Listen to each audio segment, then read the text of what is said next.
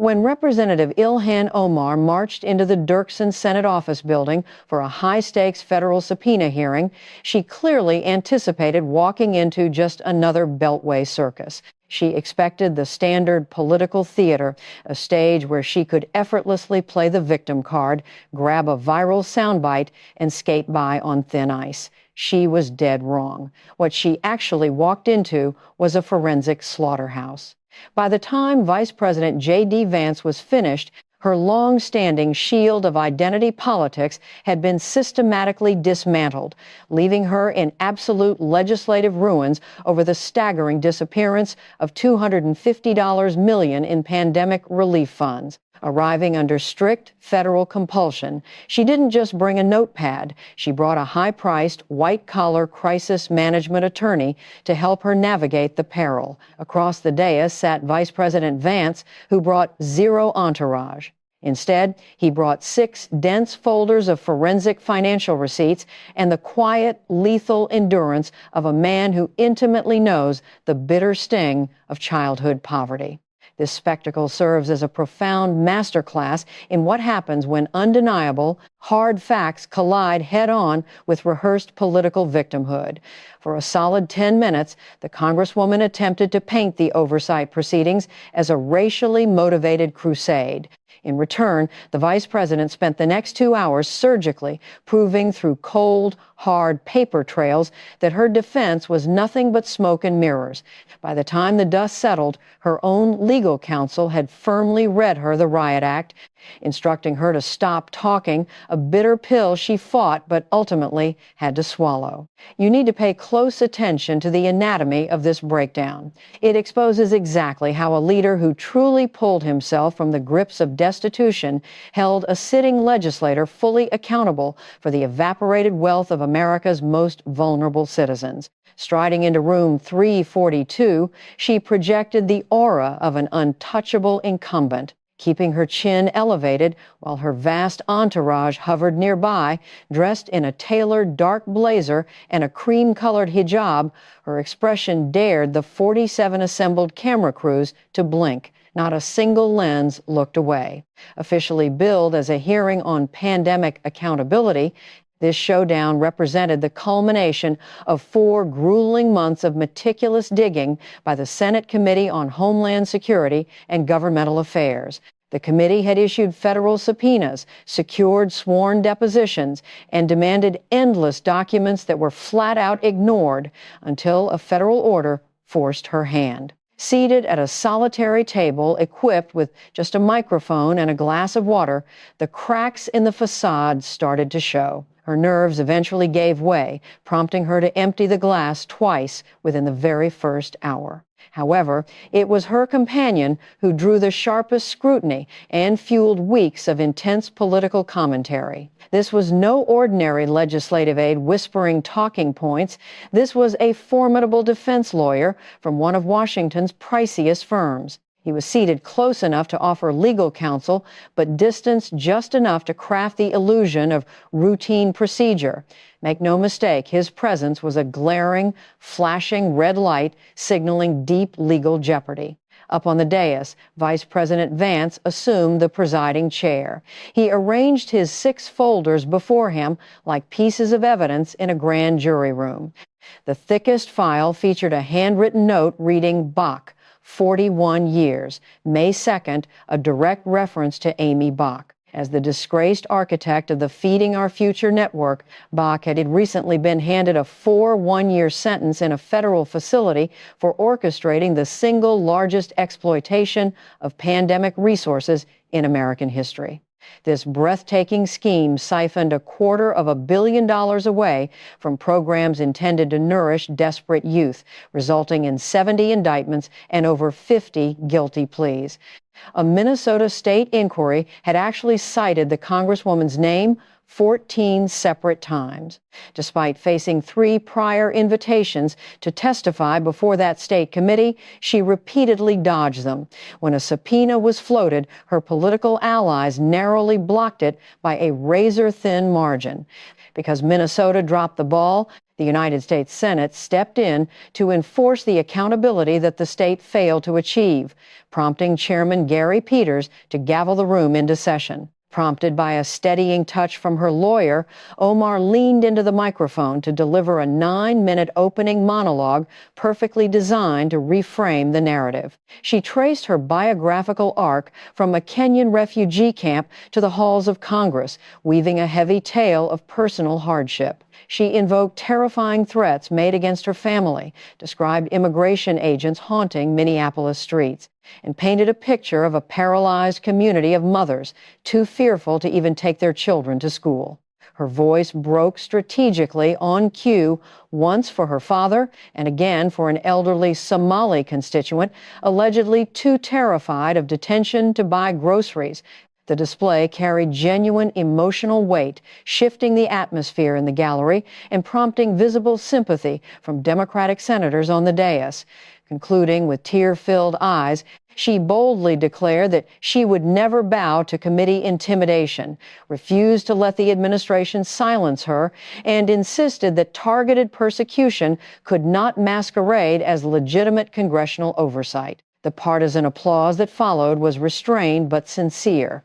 Through it all, Vance remained unmoving. His hands were folded, his expression a blank slate of pure analytical focus. He watched her not as a political opponent, but as an investigator evaluating the structural integrity of a crumbling building. As the chamber quieted, he adjusted his microphone and spoke with the unvarnished, functional cadence of Southern Ohio.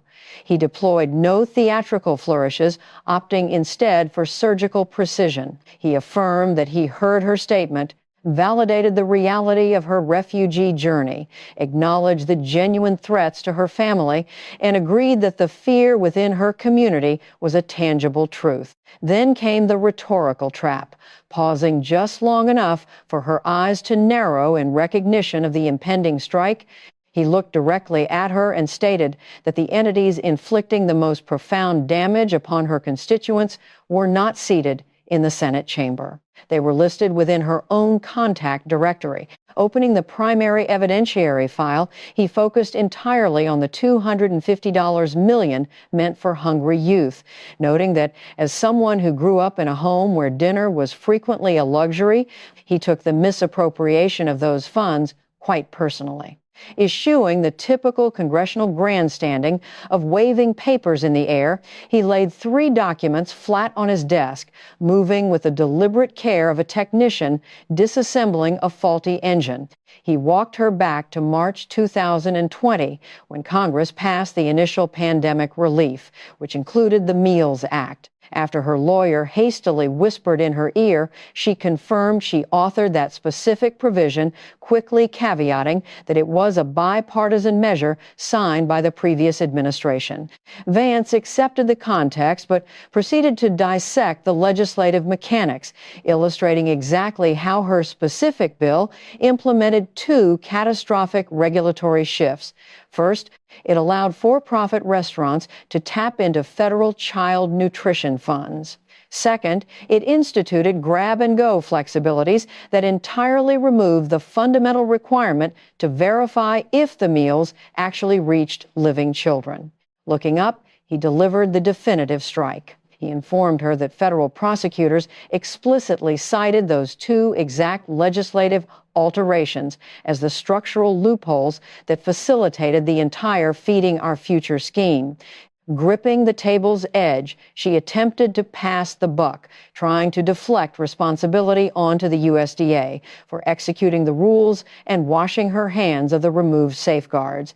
Vance immediately read verbatim from the recent Minnesota legislative report, confirming that the Meals Act itself stripped away the vital oversight, creating an environment ripe for industrial-scale exploitation. He reminded her these were the conclusions of sworn investigators, not just partisan talking points. Transitioning to the next document, he shifted the spotlight back to Amy Bach, the convicted ringleader who redirected the $250 million.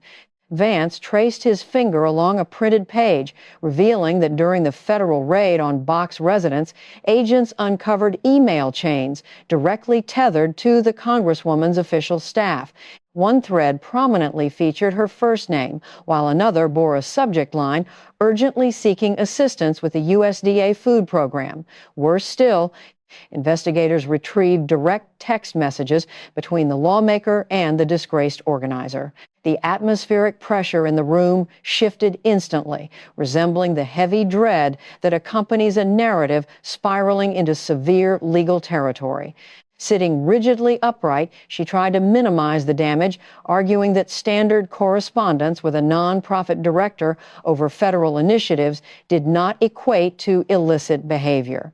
Vance responded with chilling restraint, clarifying that he was not alleging a direct violation of law in that exact moment. He was merely establishing the factual record that federal agents found her communications stashed in the home of a mastermind who diverted $250 million. He promised they would examine the legal ramifications shortly. Reaching beneath the paperwork, he produced a glossy photograph of the Safari restaurant, a commercial venue in her district that she had personally visited and actively championed for its role in the federal relief program. Placing the photo down, he unveiled the devastating reality that this exact restaurant functioned as one of the primary hubs for the fraudulent distribution network. Prosecutors had definitively proven this venue submitted immense financial claims for hundreds of thousands of meals that simply never existed. Her lawyer grasped her forearm again, signaling escalating panic. Relentless in his pursuit, the vice president disclosed that her political campaign accepted $7,400 from individuals, later swept up in the indictments, money she only returned after the scandal made front-page headlines. Closing the first folder, he opened a new section and extracted an internal staff email obtained via subpoena.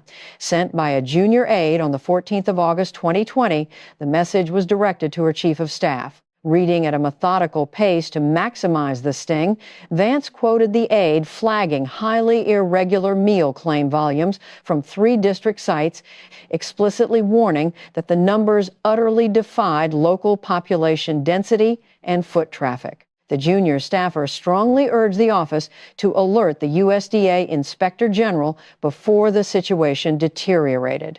Vance then read the chilling reply sent just 47 minutes later by her top lieutenant, which instructed the aide to drop the matter entirely because the Congresswoman was focused on expanding program access, not restricting it. A suffocating silence blanketed the room, the kind of quiet that falls when dozens of journalists simultaneously hold their breath.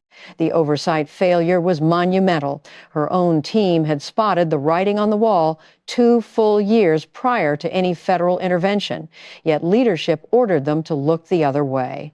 Leaning into the mic, she offered a weak defense, claiming she never saw the email and could not recall the exchange.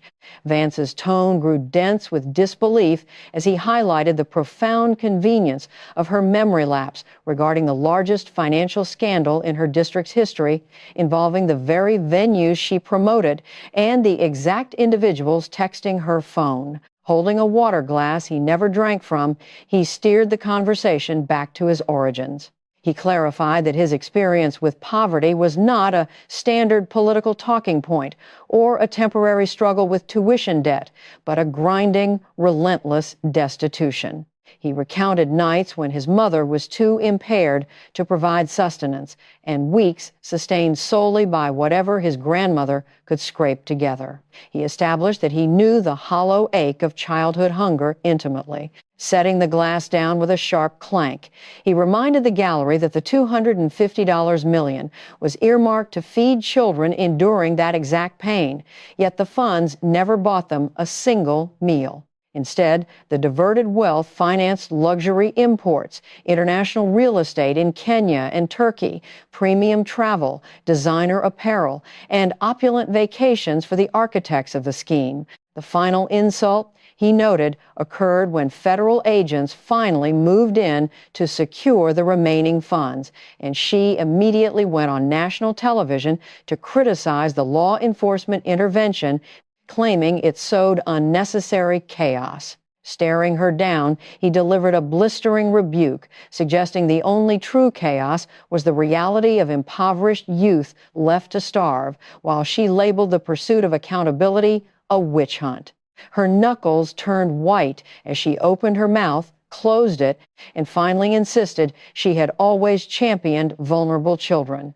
Vance cut through the rhetoric, confirming she championed the exact program that was robbed blind.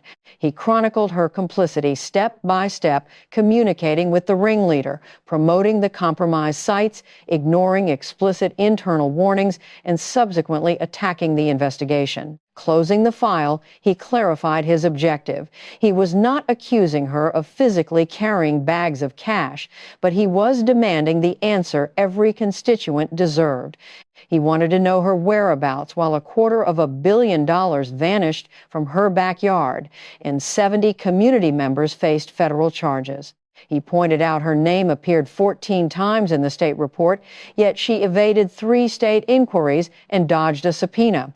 The question hung in the humid air while she stared blankly at him. Prompted by her attorney's grip, she squeaked out that she would address the allegations in a forthcoming written statement, her voice notably higher in pitch. Vance acknowledged the pending paperwork, but delivered a brutal reality check. The cameras were rolling, the public was watching, and the funds were still missing. Pushing the first file aside, he grabbed the second, a much thicker binder marked with a red tab, signaling a hard pivot toward her family's internal financial records. He warned that while diverting funds from starving minors was a tragedy, the financial machinations buried in her household ledger might carry even graver implications. The heavy paper rustled loudly in the microphone as he detailed the business dealings of her husband, Tim Minot, and his partner, Will Haler. He cataloged their ventures, Badlands Ventures, in South Dakota, a California winery named East Crew, EST Ventures, and a private equity firm called Rose Lake Capital. When she tried to isolate her husband's dealings as private matters, Vance shut down the deflection, asserting they became her legal liability the moment she certified them on her congressional financial disclosures under penalty of perjury. He displayed 2 contrasting disclosure forms for the cameras.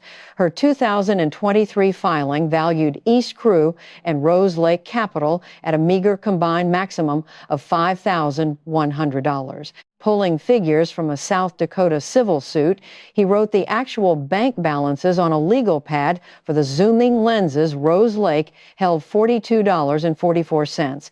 EST Ventures had $0.05. And East Crew contained $650. He ridiculed the portfolio, noting a total of roughly $692 did not constitute a financial empire and was literally less than his own dormant college checking account.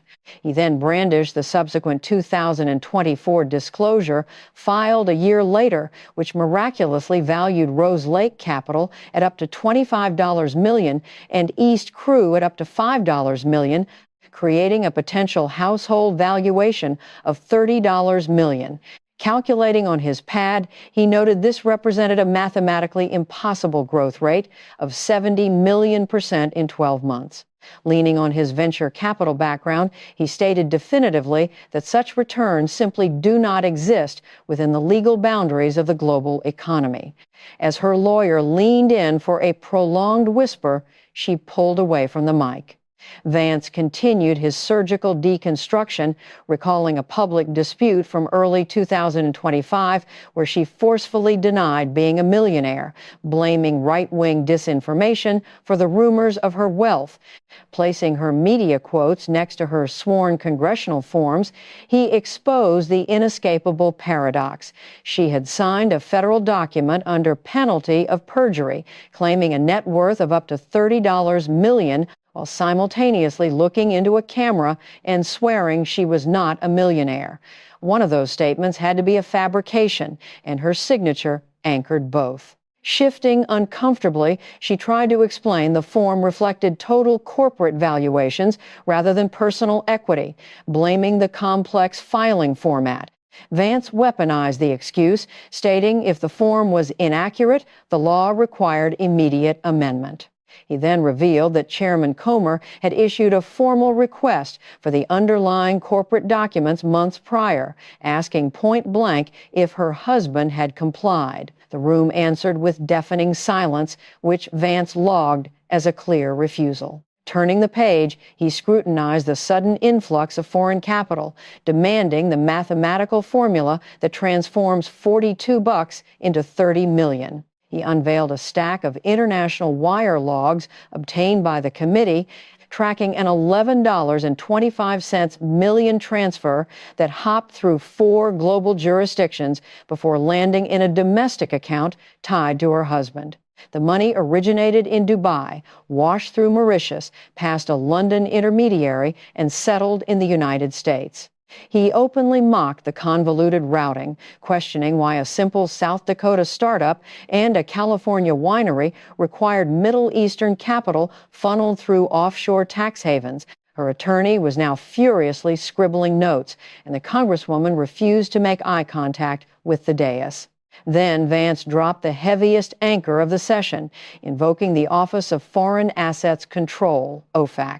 Lowering his voice to the register of a prosecutor sealing a case, he explained for the viewing public that this elite Treasury Department division exists to monitor global security threats, hostile regimes, and sophisticated international laundering syndicates. With a dry, devastating delivery, he noted this specialized unit does not typically monitor standard domestic ventures. He revealed that in late 2022, her husband's partner had to inform enraged investors that their $1.68 million was frozen by federal authorities. Holding up the resulting civil lawsuit, Vance explained the investors sued for misappropriation, alleging the founders created the entity with the calculated intent to siphon domestic capital.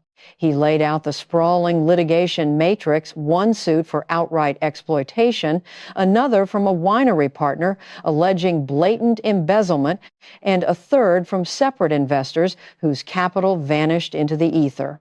Staring directly at her, he summarized her husband's enterprise as a blotter of frozen accounts, defrauded partners, and dark money that materialized from Dubai only to evaporate in civil court. All the while, she continued to peddle the narrative of a working-class representative burdened by student debt. Gathering the financial stack, he concluded this was not a clerical oversight, but a glaring pattern of immense mismanagement, prompting him to call a brief 1-2-minute recess. During the break, she remained rooted to her chair, enduring urgent, hushed counsel from her lawyer, while her staff looked on with the grim resignation of witnesses to an unavoidable collision. When the gavel fell to resume, Vance's tone shifted from investigative to intimately severe. He pivoted the hearing toward the realm of personal character, focusing on the tragic events of the 10th of September, 2025, when a 1-year-old father named Charlie Kirk tragically lost his life on a university campus. Vance humanized the victim, noting he left behind a young widow and 2 small children. He then highlighted the chilling fact that exactly 24 hours later, the Congresswoman went on record declaring the deceased man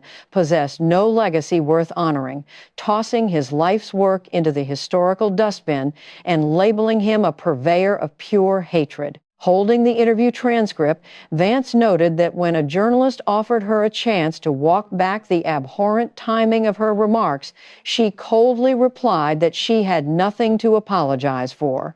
He laid out the sheer brutality of her response, a family shattered, and a sitting lawmaker using the immediate aftermath to dance on a freshly dug grave. When she attempted to argue she had offered standard condolences, Vance dismantled the defense, calling her sympathy a cheap legal disclaimer stapled to a vicious attack. He brought up Representative Nancy Mace's subsequent censure resolution, which failed by a single vote, meaning she narrowly escaped formal House humiliation. He also referenced Representative Mike Flood's sweeping 8-count ethics complaint, which led with this exact vile behavior before covering the financial rot they had spent the morning dissecting. Setting the file aside in disgust, Vance retrieved an older, faded document from March 2019, establishing a deeply ingrained behavioral pattern.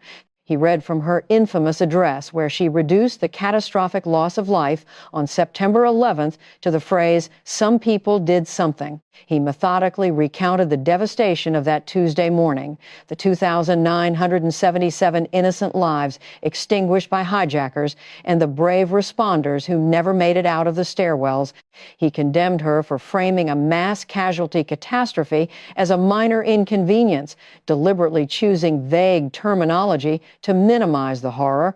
When she weakly claimed she was discussing post-tragedy civil liberties, Vance acknowledged the validity of Muslim American discrimination, but refused to let it excuse her callous rhetoric. He produced a photograph of Nicholas Harris Jr. at Ground Zero, wearing a shirt bearing her exact quote in honor of his mother, who perished in the towers. Vance demanded to know if she ever called that grieving son, if she ever wrote him, or if she ever possessed the basic decency to look him in the eye and apologize. The chamber remained totally silent. Her eyes glistened with an unreadable mix of frustration and cornered panic, her hands locked in a rigid, desperate grip. Vance summarized the chilling parallel in the face of two profound national tragedies spaced years apart. Her reflexive instinct was never respectful silence or genuine grief, but immediate political exploitation. Lowering his voice to a piercing whisper, he declared that doing it once is a mistake, but doing it twice exposes a fundamental flaw in her core character. Leaning back, he let 5 agonizing seconds of dead air pass on live television before opening the 4th and final folder. This file held no complex logs or photos, just a single page detailing 17 separate instances over 6 years where she faced specific, evidence-backed questions. He clinically read the timeline down like a machine. When pressed on suspicious campaign payments, she screamed right-wing disinformation. When asked about her rhetoric regarding allied nations, she claimed she was being silenced. When questioned on her Charlie Kirk comments, she alleged the censure targeted her race. When the Justice Department probed her immigration records, she called it a weird conspiracy. When the State Committee sought her testimony, she hid behind partisan allies. Setting the page down, Vance laid bare the cynical playbook 17 times. When confronted with hard facts, she deployed the identical defense of screaming racism, citing Islamophobia or retreating into arrogant silence. He forcefully stated this was not a legitimate defense, but a highly calculated political shield. Pushed well beyond her limit, she finally erupted. Her voice shed its defensive sorrow for pure, unadulterated anger. She lashed out at the vice president, screaming that a privileged white man who never faced a day of discrimination had no right to lecture her on the realities of being targeted for her faith, her skin color, or her hijab. The Democratic wing of the dais stirred in solidarity, but Vance simply let her exhaust her fury without a single interruption. When she ran out of breath, he responded with a devastatingly calm counter. He conceded he did not know the sting of racial prejudice or religious targeting. But his voice thickened with undeniable emotion as he declared he knew exactly what grinding, bone-deep poverty felt like. He knew the desperation of a child relying on a broken bureaucratic system because the adults in the room had failed. He tied this shared origin back to the missing $250 million, accusing her of taking a beautiful, inspiring American refugee story and twisting it into a cynical shield to deflect accountability. She raised that shield when the Dubai wire transfers were questioned. She raised it when the anti-terrorism unit froze the accounts. She raised it when asked why she promoted the very venues starving her own community. He delivered the fatal blow, asserting she had not only betrayed the desperate constituents who trusted her, but she had fundamentally cheapened the struggles of actual victims of prejudice who do not possess a $30 million safety net to fall back on. She opened her mouth to retaliate, but no words came. Her attorney leaned in to deliver a final, intense directive. Stripped of her initial arrogance and her fleeting anger, she reverted to a quiet, careful tone, stating on the advice of counsel that she would only provide written responses moving forward. As the tense gallery exhaled and camera shutters fired rapidly, Vance began stacking the monumental architecture of legal destruction into a single pile. Removing his glasses, he spoke without notes, stripping away the prosecutorial armor to address her simply as a fellow citizen. He recounted her arrival as a vulnerable, 2-year-old refugee, acknowledging the terror of the camps and the shock of a freezing, alien landscape. He validated that her struggles were real, but reminded her that America embraced her anyway, bestowing upon her citizenship, education, and the profound trust of a seat in the United States Congress. He laid out the tragic return on that investment, $250 million in food aid diverted from her district. Her husband's wealth inexplicably exploding through offshore channels, a fallen father publicly disrespected, and every legitimate inquiry met with accusations of bigotry. In the heavy silence of the chamber, Vance leaned forward and asked one final, fundamental question, divorced from complex financial logs or geopolitical debates. He simply asked, was it worth it? When she slowly raised her head with obvious dread, he pressed the issue. Was the political power, the immense wealth, and the media spotlight worth betraying the starving children who went hungry? Was it worth the defrauded investors and the desperate constituents who believed her promises?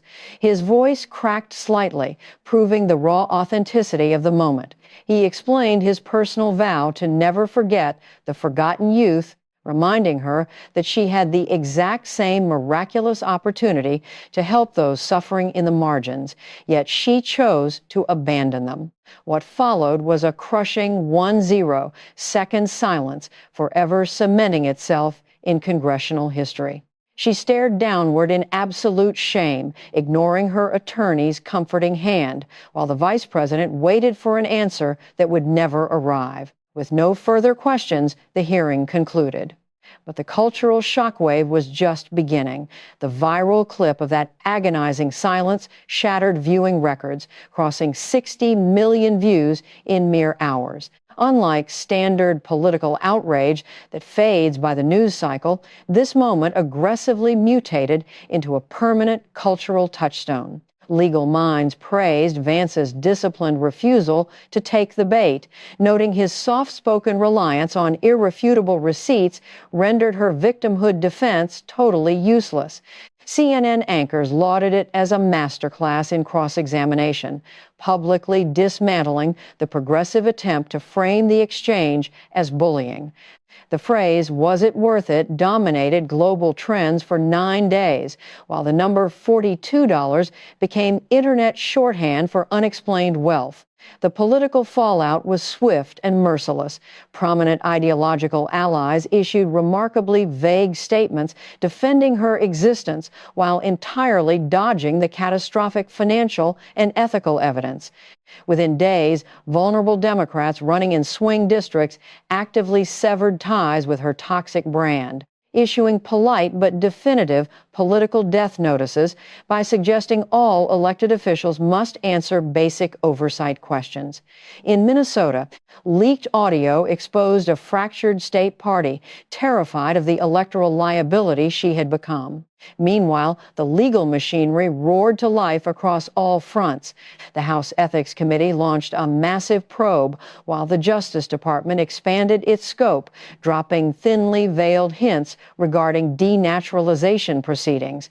The Oversight Committee bypassed polite requests, issuing a terrifying legal subpoena backed by the threat of contempt to compel her husband's financial records, demanding the exact origin of the Dubai wire transfer. Even the Minnesota State Committee found the courage to reintroduce their subpoena motion, finally securing the votes to legally force her testimony. The ultimate reckoning, however, arrived via Amina Farah, a 41-year-old certified public accountant and daughter of Somali refugees who launched a primary challenge. Her campaign video, which emphasized her ability to read a balance sheet and her willingness to answer subpoenas, exploded to 22 million views, raising a record-breaking $3.8 million in just 14 days. Internal polling showed the incumbent's previously invincible approval ratings cratering, especially among the older Somali American women who once formed her unbreakable base. Respected community leaders took to the microphones, declaring their businesses clean and their patients exhausted with a representative who treated accountability as a racist attack. In a crowded apartment community room, a 8-year-old former hotel housekeeper and refugee named Halima Aden watched the hearing's conclusion. Having initially sympathized with the tears, she turned off the television when the financial reality set in, stating in precise English that the country had given the Congresswoman everything, yet she treated it like nothing. She firmly announced her family would be voting for the accountant who actually knew where the missing money went. Through all this, Vice President Vance avoided the media victory lap, retreating into quiet introspection. When pressed by a reporter on whether he enjoyed the destruction of her career, he flatly stated he took no pleasure in the spectacle, insisting the hard questions simply required asking. When accused of being overly harsh, he firmly reiterated that childhood starvation is a deeply personal issue, requiring no cynical political motivation to care about. Retreating into his private office, he closed the heavy wooden door, leaving the political circus behind. On his desk sat a small, faded photograph of a chipped kitchen table in Middletown, Ohio, holding nothing but a single plate and a glass of milk. It was the exact table where he learned the agonizing reality of hunger, a permanent reminder that some failures are not just matters of policy, but profound betrayals of the vulnerable. He stared at the photograph for a long moment, set his briefcase on the floor, and opened the next dense folder, knowing the grueling work of genuine accountability is never truly finished.